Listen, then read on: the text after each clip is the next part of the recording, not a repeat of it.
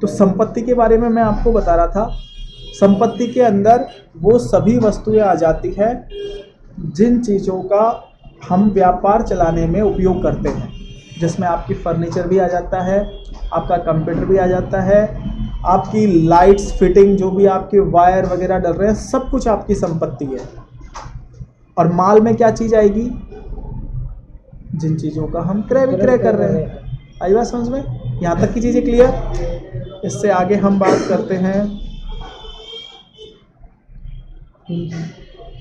एक होती है पूंजी और एक होता है इसमें आहरण।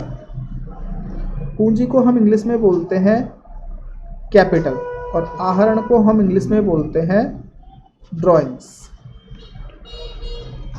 पूंजी को इंग्लिश में क्या बोलेंगे? कैपिटल।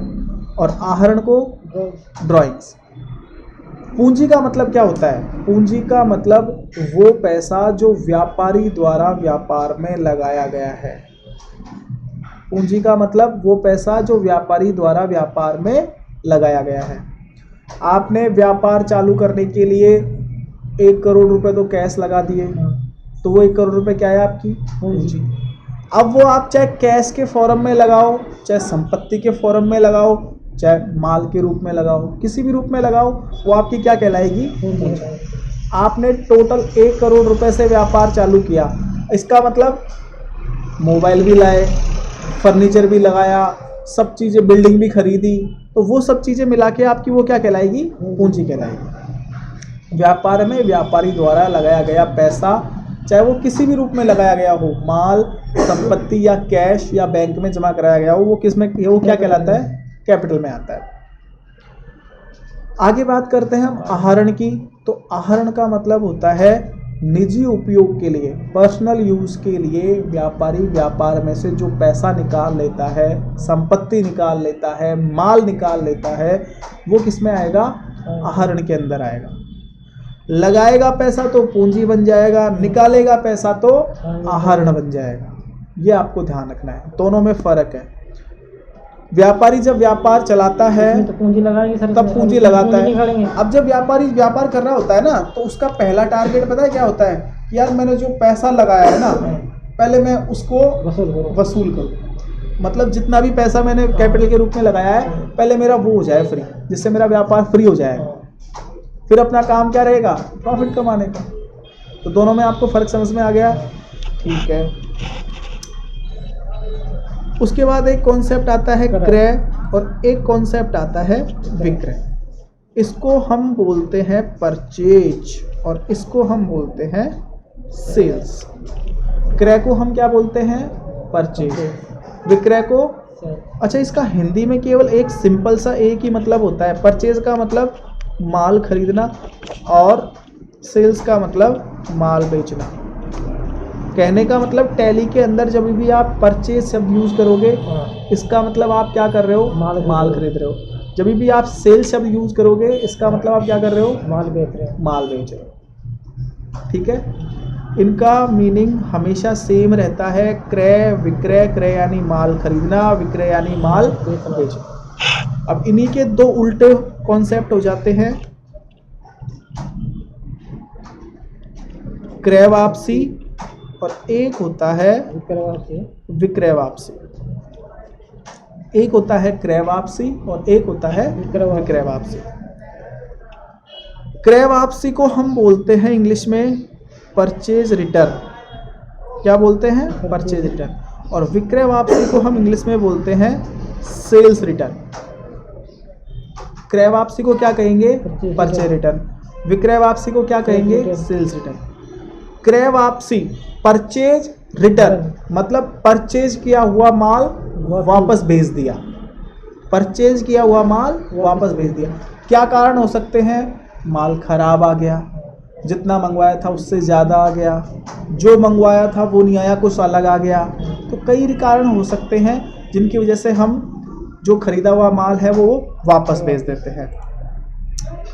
ठीक उसी प्रकार जो बेचा हुआ माल है वो भी हमारे पास वापस आ सकता है। उसके भी क्या क्या कारण हो सकते हैं?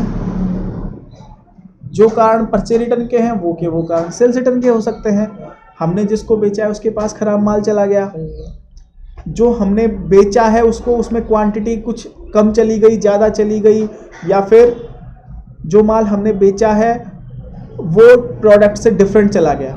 मतलब उसने खरीदा तो हमको ऑर्डर तो किस चीज़ का दिया था और हमने भेज कुछ और दिया, तो उस केस में हम क्या करेंगे, सेल्स रिटर्न की एंट्री करेंगे। अब वो कैसे होता है वो सारी चीज़ें मैं आपको बताऊंगा, अभी केवल आप इनको कॉन्सेप्ट को समझो। मैं क्या बता रहा हूँ आपको, इनकी वोकेबलरी बता रहा हूँ आपको।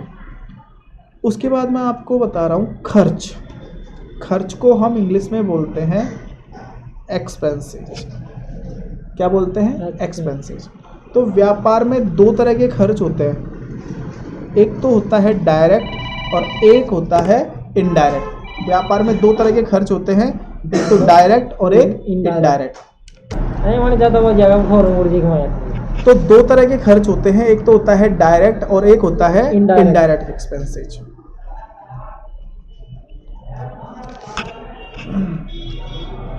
डायरेक्ट एक्सपेंसेस को हम हिंदी में बोलते हैं प्रत्यक्ष खर्चे और इनडायरेक्ट एक्सपेंसेस को हम हिंदी में बोलते हैं अप्रत्यक्ष खर्चे। अब दोनों में फर्क क्या है?